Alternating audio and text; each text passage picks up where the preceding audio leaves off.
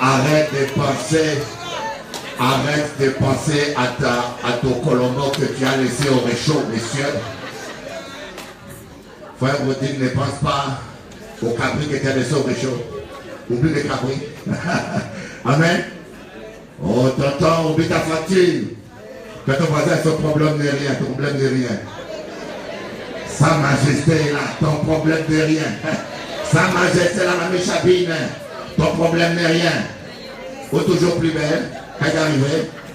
Ah, bien, gloire à Dieu. Amen. Oh, les machoku. Si vous savez ce que c'est la présence de Dieu, si vous saviez, vous savez, le problème c'est que nous faisons une grosse erreur, nous courons derrière la solution au lieu de courir derrière sa présence. Nous courons derrière la solution au Seigneur, où m'en sortirai, où trouverai un avocat, où trouverai un doudou. Et surtout quand les femmes, là j'avance, elles deviennent un peu déprimées, elles collent les cheveux, elles décollent les cheveux, elles teignent les cheveux en rouge comme des ovnis en vert, dans tous les sens, et plus elles dépriment, plus la jupe devient courte.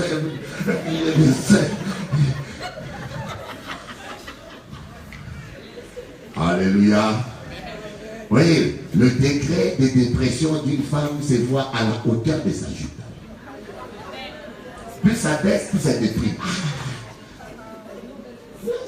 Cache tout pour le Seigneur. Cache tout pour le Seigneur.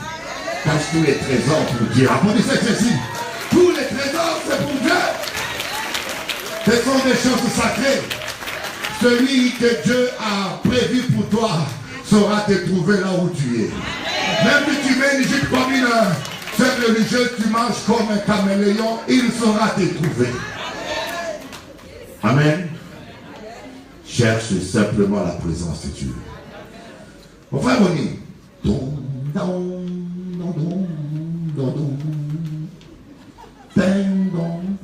Je vais. Ah, il fait chaud aujourd'hui, c'est moi qui a chaud. Oh, aujourd'hui j'ai attrapé la perturbatrice. Une dame là qui casse les vitrines, là, les vitres. Je dis, pasteur Pierrot, attrape-les, le pasteur Pierrot est en retard. Je dis, protocole attrape personne. Elle vient, elle casse. Et ce dimanche matin, je vais au boulot comme ça, j'adore, elle rentre. Waouh! Il dit, waouh! Il est venu chercher moi. Quand elle m'a vu, elle dit, ah, je peux lui trop grand. Il est arrivé à pasteur français. Elle m'a donné une bénédiction. Reçois! 5 ministères. À la pasteur français, elle ne s'attendait pas. Avec ses lunettes, elle a fait ça. Elle ne comprenait rien. Et toutes les russes étaient là. Tous les hommes ont dit, ah, Jésus n'a pas laissé y sortir. Je fais un pas et des pas. Je l'ai attrapé. Comme on était des petits jeunes, on connaissait comment bloquer les gens. Je l'ai bloqué d'une manière réglementaire et gentille. On m'a dit, non, Bishop, il faut serrer doucement, tu vas l'étouffer. Je dis, il va dormir, il ne va pas étouffer. Alors le chrétien me dit, laissez-les partir. Je dis, papa, laissez-les partir. Il faut gendarmerie là venir chercher aujourd'hui. Amen. La gendarmerie est venue, on l'a mené à la gendarmerie. C'est comme ça qu'on va l'interner. Parce que tant que vous le laissez circuler, la tête ne réfléchit pas bien. Elle peut venir avec un fusil. Elle peut même se faire du mal en route. Elle roule à contre-essence. C'est quelqu'un qui a perdu la tête. Et c'est regrettable. Il faut prier pour l'autorité. On ne peut pas laisser quelqu'un qui a une telle dépression circuler avec le permis.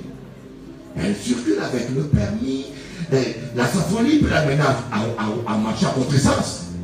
Et tuer un innocent. Amen. Et des fois, je me dis, il faut un an pour qu'on l'attrape. Il faut beaucoup prier. Parce que c'est très dangereux même pour elle-même. Amen.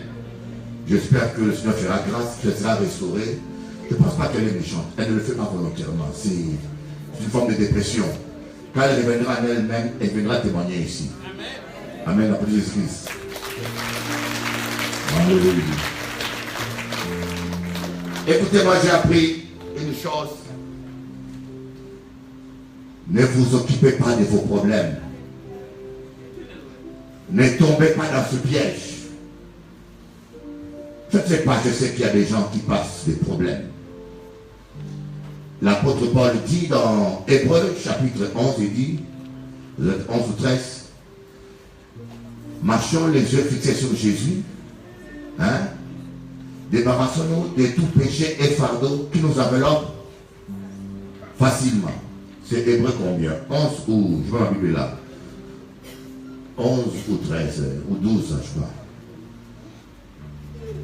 Marchons les yeux fixés sur Jésus et débarrassons-nous de tout fardeau qui nous enveloppe, j'aime ça, facilement.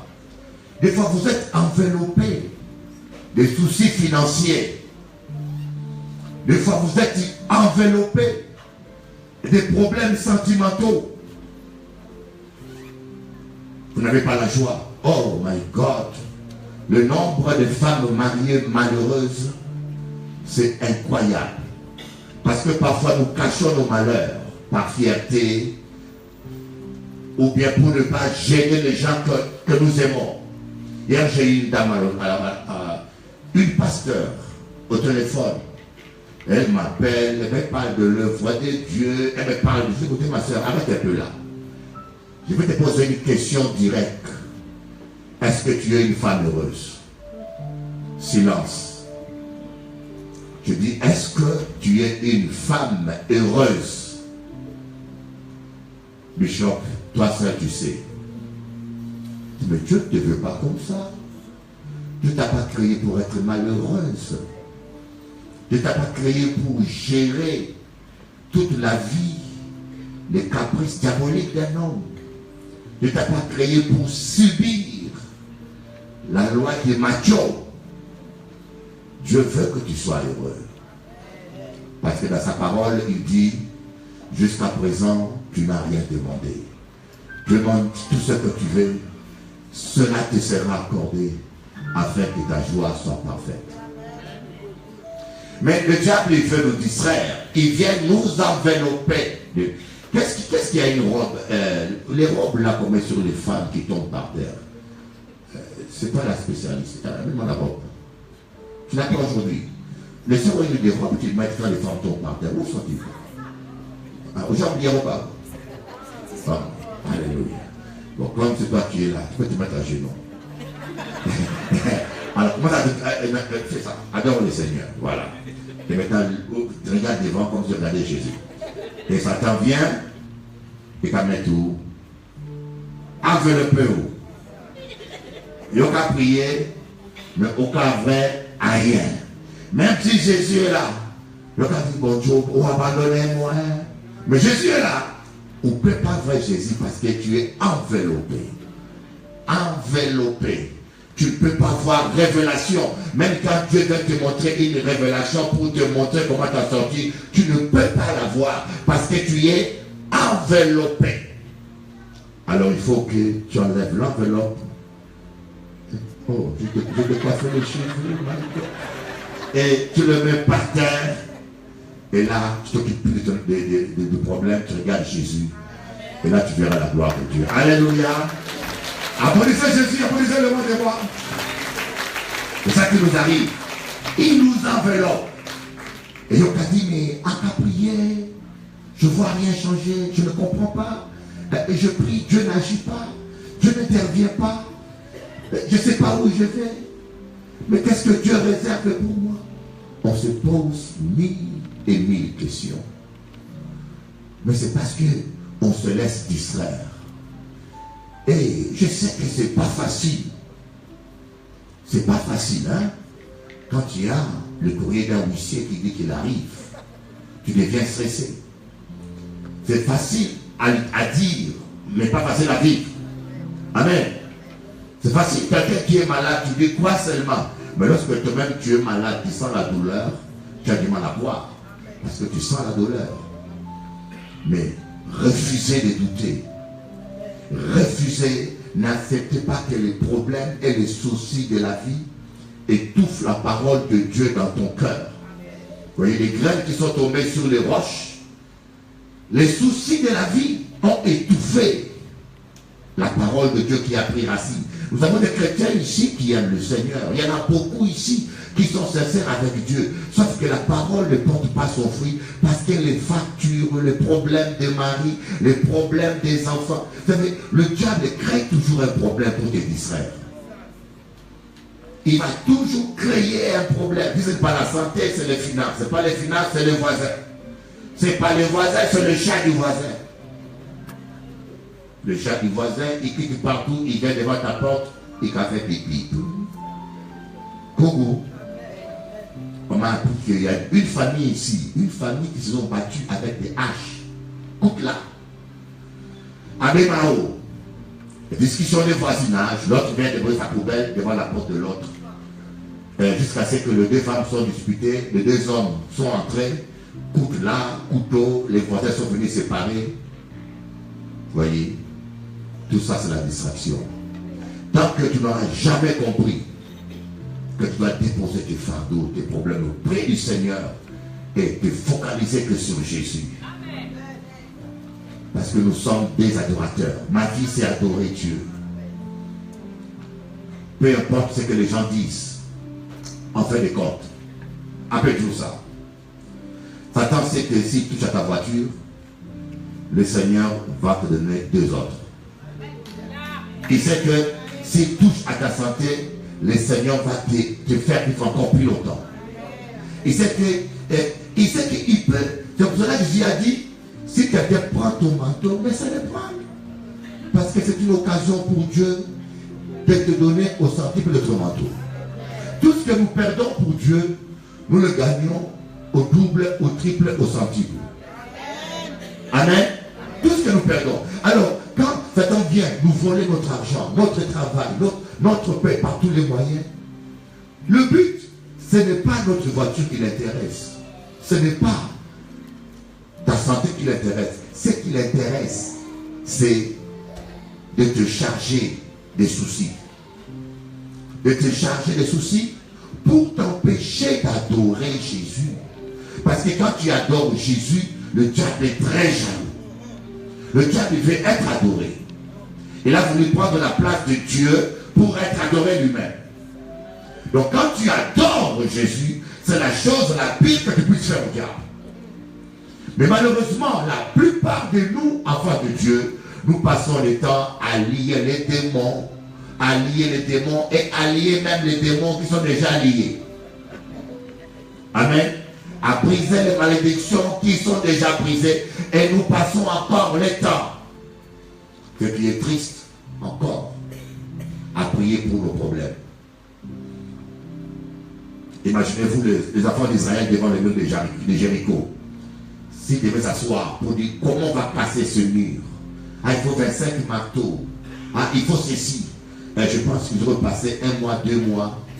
Ils n'auraient même pas pu vaincre Jéricho. Je leur ai dit, c'est pas ça le problème. Ne vous occupez pas du mur. Tu t'occupes trop de ton mur. Ne vous occupez pas du mur. Tournez autour simplement et louez Dieu. Dieu te voisin, loue Dieu. Ne t'occupe pas de ton problème, ne t'occupe pas de ton célibat. Tu n'es pas la seule fille, le seul fils célibataire. Moi j'ai un pasteur qui m'a dit, ah Bishop, qu'est-ce que tu attends toi? Tu attends toujours. Moi je vais au Congo, je vais trouver une femme. Il était heureux. Il m'a dit, j'ai déjà trouvé une femme. J'ai dit, moi je préfère la solitude dans la paix que le mariage dans le désordre. Je dors en paix, je me réveille en paix, personne ne marche toujours bien. Alléluia. Alléluia. Et lui, il est allé la trouver une. Au bout de même pas 1 an, la dame s'est tirée, elle a disparu. Il dit, tu as vu mon frère? Je suis allé chercher. Il est parti. Je suis bien seul. J'attends le temps de Dieu. Le temps de Dieu, le Seigneur va me donner une femme qu'aucun moustique au monde n'a jamais piqué. Applaudissez-moi, Seigneur. Alléluia. Oh my God. Ton problème n'est rien devant les grands dieux. Alors j'aimerais te dire, dépose ton fardeau, dépose ton problème. et adore Jésus. Dis-lui combien tu l'aimes. Dis-lui combien il est merveilleux. Et fais de l'Éternel tes délices. Fais de l'Éternel ta priorité. Cherche à le servir en premier. Voyez, tu aimeras le Seigneur de toute ta pensée. Il faut que tes pensées soient centrées sur Jésus et non sur les factures et non sur tes ennemis. Des fois, nos factures nos pensées sont centrées sur nos ennemis. J'ai reçu un frère, oh là là, il parlait que des ennemis. Ah, mais je prie, on m'a fait ça. Je prie les gens. Je dis, écoutez mon frère, tais-toi un peu là. Oublie tes ennemis. Adorons Jésus. Adore Jésus. Tu verras les changements. Tu verras les changements dans ta vie. Tu vas entrer dans une autre dimension. Parce que nous avons été créés pour adorer. Nous avons été créés pour le servir. Et quand vous adorez Jésus, vous passez le temps dans la présence de Dieu. C'est comme si vous vous offrez comme un sacrifice vivant.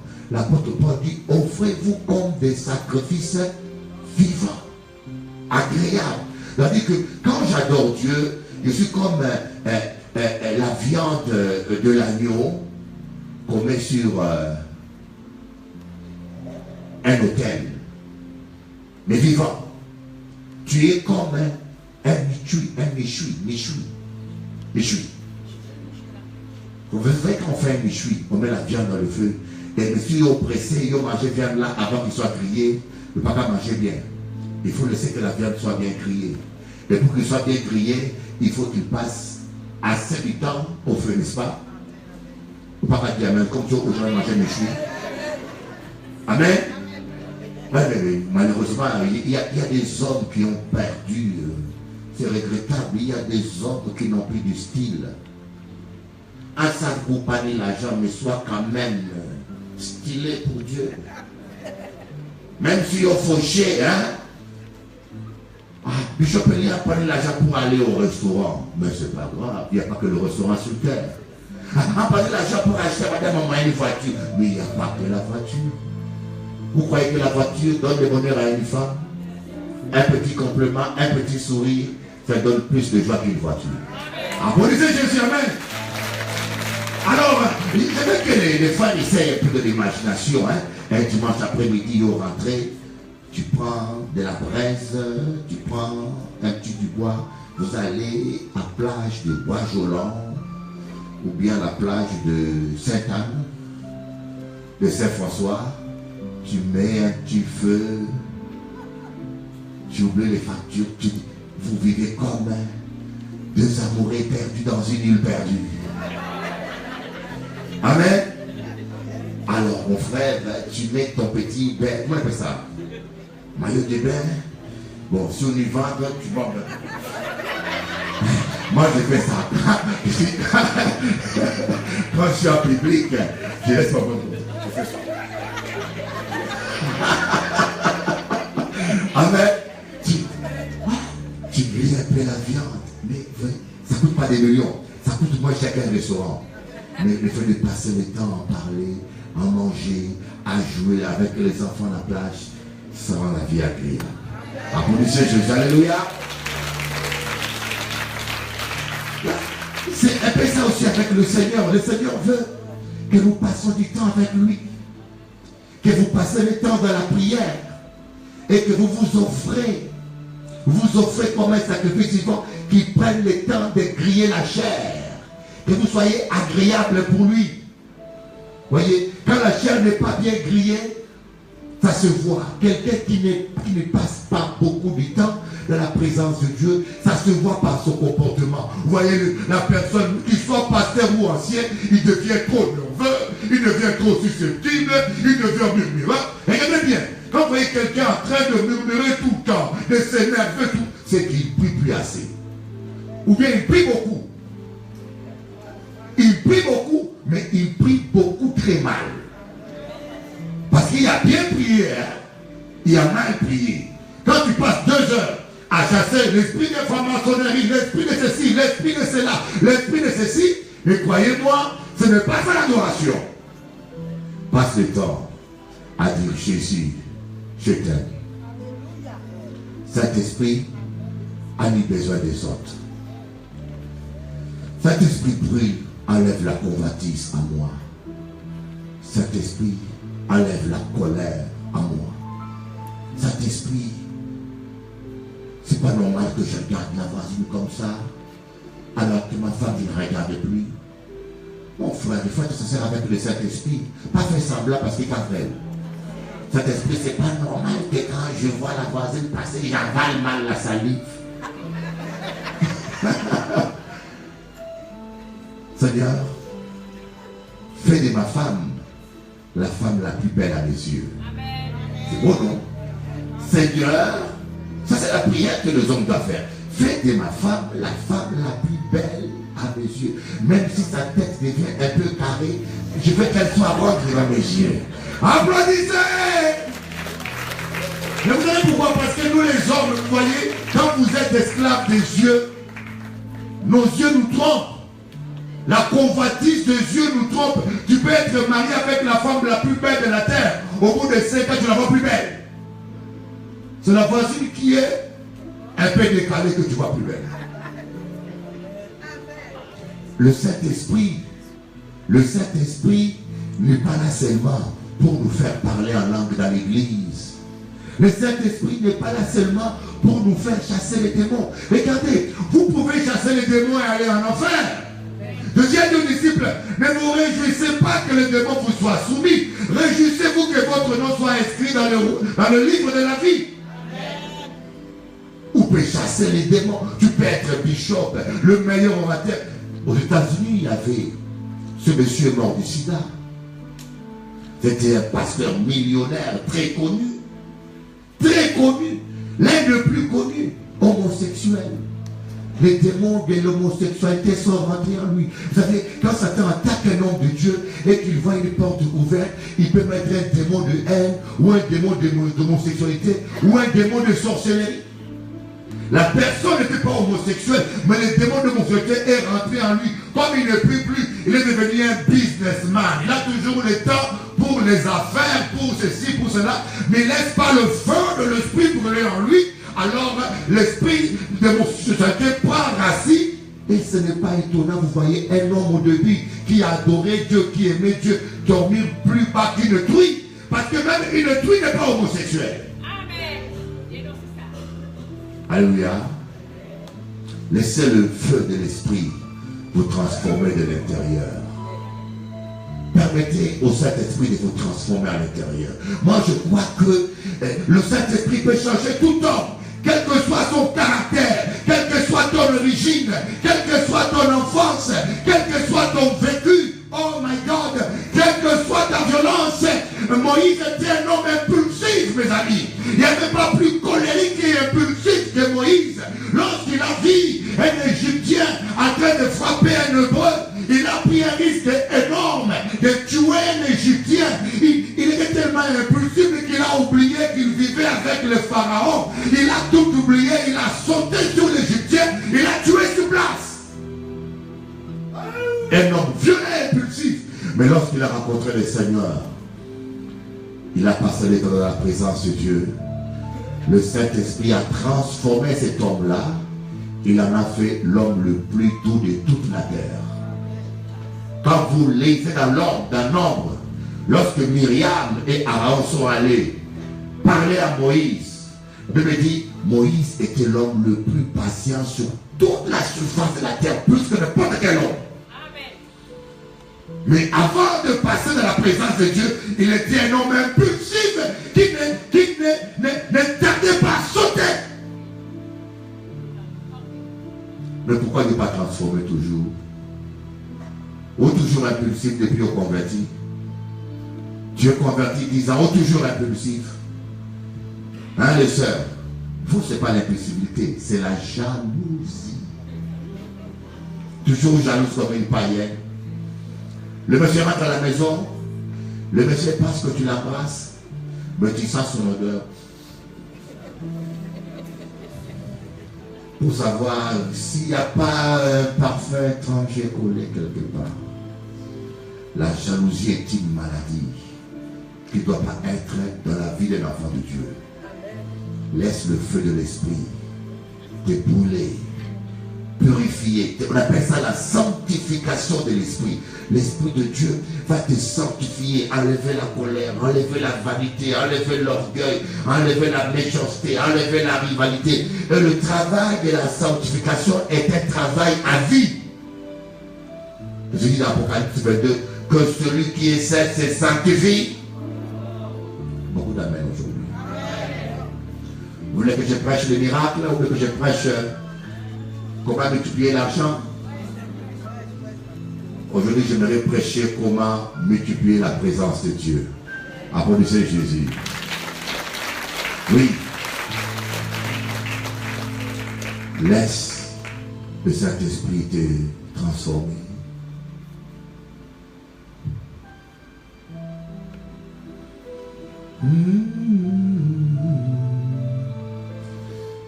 Seigneur Jésus,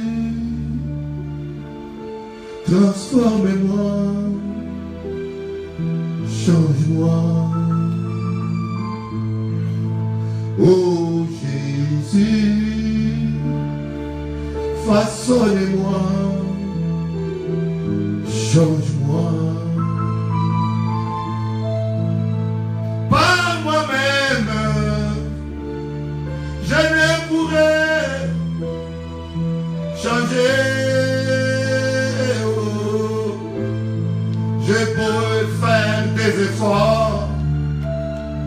Sans le Saint-Esprit, je ne réussirai pas. Oh Seigneur Jésus, transforme-moi, change-moi, Papa. Seigneur Jésus, transforme-moi, change-moi. Change-moi, Seigneur. Change mon frère. Tu dis, Seigneur, change-moi.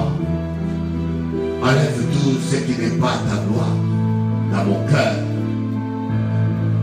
La plus belle chose que je puisse avoir sur terre, c'est d'avoir un cœur comme le tien. Un cœur qui sait pardonner sans se forcer de pardonner. Un cœur qui sait aider sans chercher la reconnaissance des hommes. Un cœur qui est capable de bénir les ingrats simplement parce que on aime son prochain. Seigneur, change-moi le premier. Moi qui prêche tant la parole de Dieu, Seigneur, j'aimerais qu'au dernier jour, ma part soit avec toi. Seigneur Jésus, transforme-moi, change-moi. Oh Seigneur, transforme-moi, change-moi, Jésus, ne me laisse pas dans le péché, change-moi, ne me laisse pas dans l'orgueil, Seigneur, change-moi.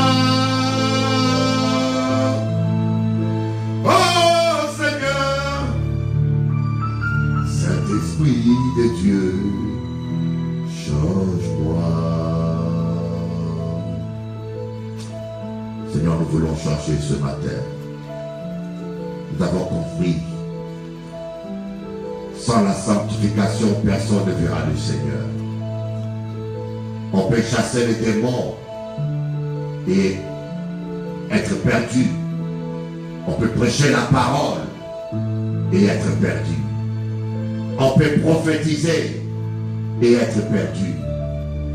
Seigneur, en savent qu'on y a le travail à la moi. Je veux mettre fin à l'hypocrisie dans ma vie. Je ne veux pas paraître ce que je ne suis pas, Seigneur. Je veux être sincère avec toi, mon Dieu. Changez-moi. J'ai du mal à pardonner à un tel ou à un tel. J'ai du mal à ne pas convoiter, Seigneur, mes yeux. Regarde tout ce qui est pur. Oh Dieu, sanctifie mes yeux. Brûle en moi toute racine de convoitise, de méchanceté, des calomnies. Je peux dire, Seigneur, je parlerai plus du mal des gens, mais ma bouche y retourne, parce que je coupe la calomnie à la surface, mais je n'arrache pas la racine de la calomnie. Donne-moi le cœur comme le tien.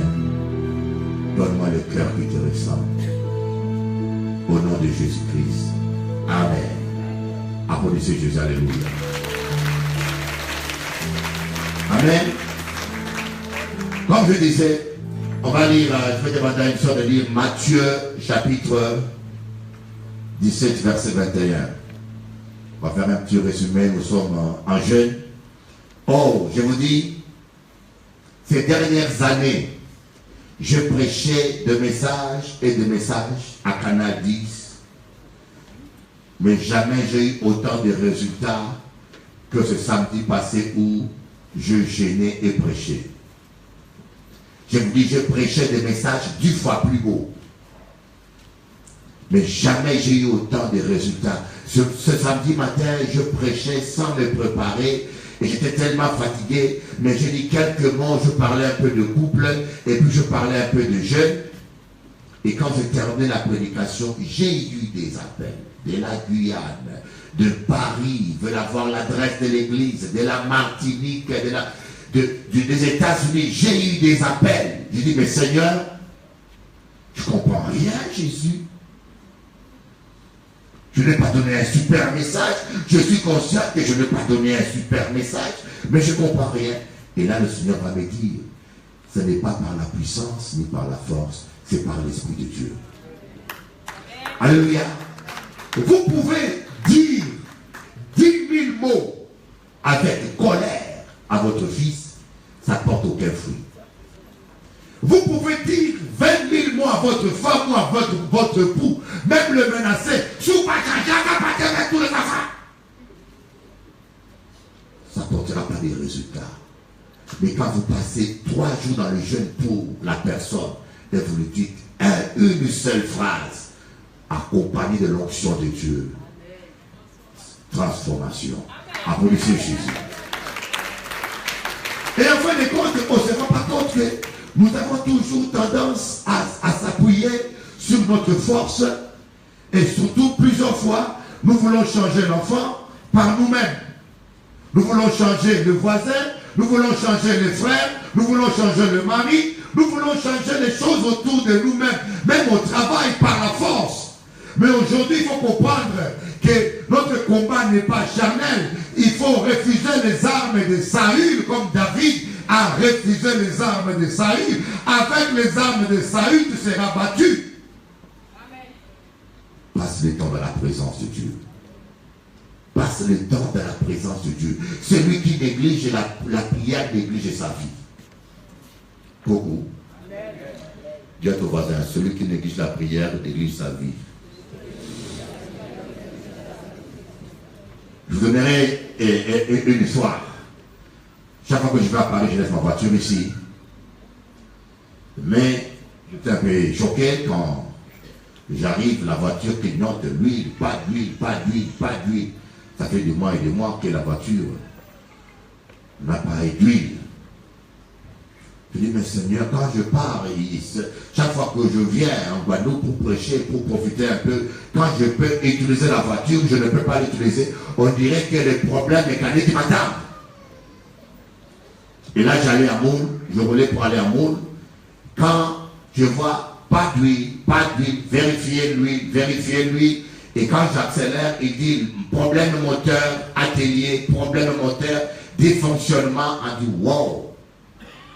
Et je me suis rappelé de ma voiture que j'avais il y a 20 ans. On l'appelait Papa Mobile. Les premiers Peugeot Espace que j'avais, quand je ne connaissais rien en mécanique, il y avait problème d'huile. Le frère en Christ était en crise. Il n'a pas réparé le moteur de la voiture. Et le moteur a pété. La jointe Kilas a été déformée.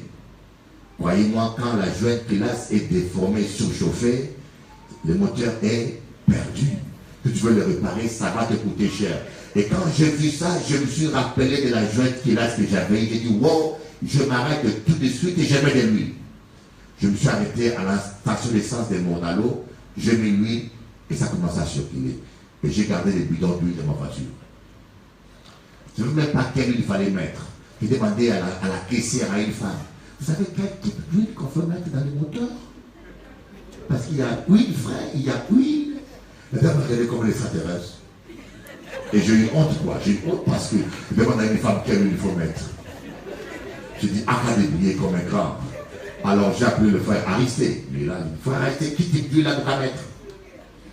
On m'avait dit, si vous ouvrez un truc dans le moteur, ça chauffe, ça va exploser sur le visage. C'était l'eau, hein, sur l'eau ou quelque chose. Et moi je pensais que c'était l'huile. Si j'ouvre l'huile, ça va. Comment je prêchais? Moi, quand tu peux ouvrir, j'ai mis l'huile et la voiture a roulé doucement. Et quand je suis arrivé à Marie-Galante, j'ai amené les bidons d'huile à la chair. Je l'ai déposé là, boum! Vous dites, mais quand il arrive à passer là, Akadi, il est temps de mettre de l'huile dans votre esprit, vous aussi. Dis à ton voisin, tu es en danger. Renouvelle l'huile. Depuis qu'on converti, on a fonctionné avec la même huile il y a 10 ans, il y a 15 ans, on a fonctionné avec la même onction toujours. Non, il faut renouveler l'huile. Quand l'huile est renouvelée, tu as une onction fraîche, tu as une vision fraîche et les choses deviennent nouvelles. Applaudissez Jésus-Christ, alléluia. Mais le Seigneur a commencé à me parler, il a dit, voyez, si tu avais négligé de mettre l'huile dans cette voiture, peut-être que tu ne serais pas arrivé au culte. Et c'est ça le problème que nous les chrétiens nous avons. Nous ne prions pas sérieusement. Je vous dis qu'il y a des chrétiens qui ne prient pas tous les jours. Ils sont assis là. On peut leur prêcher comme on veut, mais ils n'ont pas pris conscience que vous ne priez pas pour les bichopélies, mais vous priez pour votre propre vie. Celui qui néglige la prière néglige sa destinée. De toutes les religions, le bouddhisme, l'islam, le christianisme, ce sont les chrétiens qui prient le peu. De toutes les 3 religions majeures du monde, le musulman prie 5 fois par jour. Il jeûne 40 jours chaque année. Voilà pourquoi l'islam est un démon.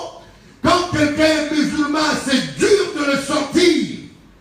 Voilà pourquoi l'islam est un démon qui possède tellement de gens et qui pousse les gens même à tuer, à être terroristes, parce que les démons les possèdent. Le jeûne te fait ancrer fort, soit dans le satanisme ou soit dans les choses de Dieu. Le jeûne est utilisé par le diable comme par Dieu. Et vous voyez, ces gens-là, ils sont prêts même à être massacrés, ils n'ont pas peur, parce qu'ils ont un démon de violence qui est dans l'islam. Mais pourquoi les chrétiens, une petite persécution, ils abandonnent? Un petit craquage, je quitte l'église. Un petit rien, ah, ils sont pas je suis fatigué, je vais tout laisser tomber. Parce qu'ils sont charnels. Ils n'ont pas des racines profondes dans la parole de Dieu. Ils n'ont pas des racines profondes dans le Saint-Esprit. Ils ne sont pas assez remplis du Saint-Esprit. Ils ne passent pas le temps de la présence de Dieu. Et ils sont mal enseignés. Ils pensent que c'est le pasteur qui doit les imposer les mains pour les connecter avec Dieu. Alors que la Bible dit, celui qui a soif doit chercher le Seigneur. Qui a un bébé ici? Ah, il y a un jeune qui a un bébé, qui a déjà grandi. Ma sœur Juliane, ton bébé, quand tu lui fais les biberons, tu lui donnes dans la main ou dans la bouche? Dans la bouche. Voilà une gentille maman. Il a coupé de moi 4 mois, vous voyez? Un enfant qui a 4 mois, tu vois que tous les mamans qui ont déjà fait des enfants, à part ceux qui ont perdu la tête, on met les biberons dans la bouche de l'enfant, n'est-ce pas? Parce qu'il est encore bébé, n'est-ce pas? Viens ma soeur, viens, mets-toi bien. Oui, la fille Chabine, de la famille Chabine. Oui, voilà un bébé, un exemple, le bébé spirituel. Le Seigneur dit, Bishop Eli, c'est encore un bébé. Il faut qu'elle mange sa guérison. Ce biberon, alors je le mets sur la tête. Reçois ton biberon. Amen. La position des mains, je le mets sur la tête. Mais quand le bébé grandit, le Seigneur dit, maintenant tu as grandi. Tu n'es plus un bébé dans la foi. Ta foi a grandi. Tu dois marcher par la foi. Mais lui, elle veut toujours le biberon. Et quand je lui pose le main, le Seigneur ne fait rien expressement. Parce qu'il veut l'obliger à prendre son biberon de ses propres mains et d'apprendre à grandir. Applaudissez Jésus-Christ. Vous n'avez pas remarqué que lorsqu'on était bébé spirituel, jeune dans la foi, il suffisait seulement qu'on prie un peu miracle. Des fois on vient à l'église, le pasteur impose le main, Dieu agit tout de suite. Je n'ai pas dit que l'imposition de main n'est pas une bonne chose. Dieu l'utilise toujours pour des situations plus difficiles et exceptionnelles. Mais la majorité de nos besoins, Dieu attend que tu puisses toi-même venir te servir à sa table parce qu'il estime que tu as grandi par la foi et qu'il estime qu'il est temps que tu te prennes la main. Applaudissez Jéhovah.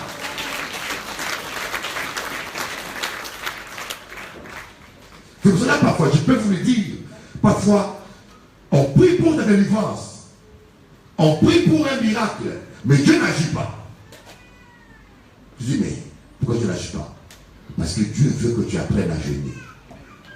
Jésus a dit, tu as lu le verset déjà? Matthieu 17, verset 21. Dis-moi ça, ma soeur. Cependant, cette sorte de démon ne sort que par la prière et par le jeûne. Cependant, ce sort de démon ne sort que par la prière et le... Quand on parle de démons, on parle des problèmes. Il y a des problèmes dans votre vie qui ne seront résolus que par la prière et le jeûne. Il y a le mariage. Ton mariage. Des fois, ce sont des liens de célibat. Une soeur m'a appelé, m'a dit, Bishop Eli, toute notre famille, qu'est-ce qu'elle m'a dit? Sa mère sortait avec un homme marié. Et la femme du monsieur les a maudits. Il a dit, toutes les enfants vont souffrir comme moi je souffre. Et puis la dame me dit, Bishop Eli, toutes mes sœurs, aucune n'est mariée. Aussi belle qu'on soit, Bishop Eli, tu vas voir comment je suis. Aussi belle qu'on soit, mais personne n'est marié. C'est une malédiction. Et qui a une cause. La malédiction, quand elle a une vraie cause, elle prend vraiment racine. Par exemple, si ton père est allé voler ou tuer quelqu'un, la personne maudit ton père et la famille, mais comme ton père vraiment a fait du mal, cette malédiction prend racine profondément. Et pour briser ça, il faut que la famille se répande. Des fois, il faut chasser tous les démons qui exécutent cette malédiction. Et j'aimerais vous dire ça. C'est quoi une malédiction d'abord? Une malédiction est une sentence qui est exécuté par un démon. Alléluia. Il n'y a pas de malédiction sans démon. Par exemple, quand je dis, tu ne te marieras pas. C'est une parole, une sentence que je dis. Et le démon prend cette parole, il entre dans ta vie, il va veiller à ce que cette parole soit respectée. On appelle ça malédiction. Et lorsqu'on chasse les démons, la malédiction aussi n'existe plus. Parce qu'il n'y a plus personne pour l'exécuter. Mais plus la malédiction est forte, plus il faut jeûner et prier. Mais les chrétiens n'ont pas compris l'importance du jeûne. Ils ne jeûnent pas, ils ne prient pas. Et alors ils disent, Bishop Eli, je ne comprends pas, j'ai prié, rien ne change, je ne comprends pas. Quand tu pries, la première chose, comprends une chose. Quand tu pries, il n'y a pas de résultat. Il y a trois possibilités. Première possibilité, où tu es dans le péché. Ça c'est clair, tout le monde le sait. C'est le péché qui empêche à Dieu d'agir. Ou c'est le calendrier de Dieu. Abraham a prié, Dieu lui a dit, ok, tu auras un enfant. Mais c'était prévu dans 10 ans, n'est-ce pas? Donc Abraham devait patienter. Ou ce n'est pas, Dieu t'a déjà exaucé, mais ce n'est pas comme le temps de Dieu Dieu a prévu ta bénédiction dans 1 an ou 2 ans. Et quand c'est le cas, tu vas sentir la paix du Saint-Esprit en toi à l'égard de ce sujet. Alléluia. Tu vas sentir une paix une paix profonde qui va te rassurer pour te dire que, écoute ma fille, c'est déjà gagné, sois patient. Amen. Et troisièmement, où ce n'est ni le péché, ni le calendrier de Dieu, mais il y a une opposition spirituelle. Il faut que tu changes de vitesse. Il faut que tu rajoutes à ta prière le jeûne. Et parfois il faut rajouter un deuxième jeûne. Et parfois il faut rajouter un troisième jeûne. Et parfois il faut rajouter un quatrième jeûne. Et parfois de jeûnes multiples. Prie et prie et prie et jeûne et prie. N'arrête pas de jeûner jusqu'à ce que le diable craque. Applaudissez Jésus-Christ. Dis à ton voisin, si tu ne craques pas, c'est lui qui craquera. Si tu ne craques pas, il finira par craquer. Lève tes mains, continue à prier pour ton fils, continue à prier pour ta fille, ne te décourage pas. Peu importe ce qui se passe dans ta vie, ce qui se passe autour de toi, ne baisse pas les bras et continue à prier. Parce que lorsque tu pries, c'est là que les anges de Dieu combattent. C'est là que la puissance de Dieu se manifeste. Et je peux te dire, la victoire est de ton côté. La victoire est avec toi. Lève tes mains. Tout le monde lève les mains, lève les mains, lève les mains, lève les mains. Dis Alléluia. Alléluia. J'ai la victoire. Merci Seigneur. J'ai la victoire. C'est question de temps. C'est question de temps. Je verrai la gloire de Dieu. Alléluia. Applaudissez le roi des rois. Alléluia.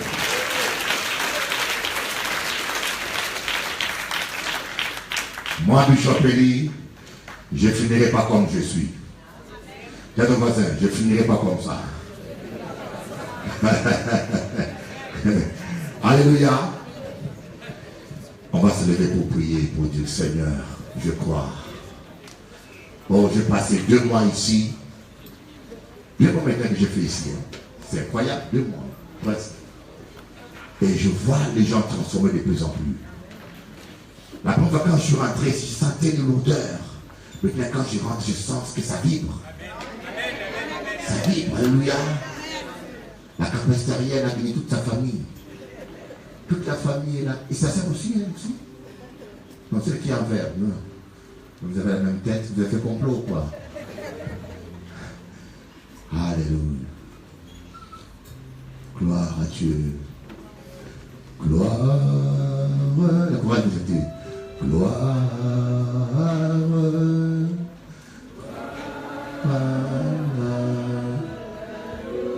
Alléluia. Alors, s'il y a des gens, gloire, sur qui j'ai jamais fait l'onction d'huile et qui veulent avoir une onction fraîche, ils peuvent avancer, je peux prier pour eux. Hier, j'ai prié pour des gens, hier. Les gens pour qui j'ai prié hier, ça ne vaut pas la peine de revenir. Alléluia. Alléluia.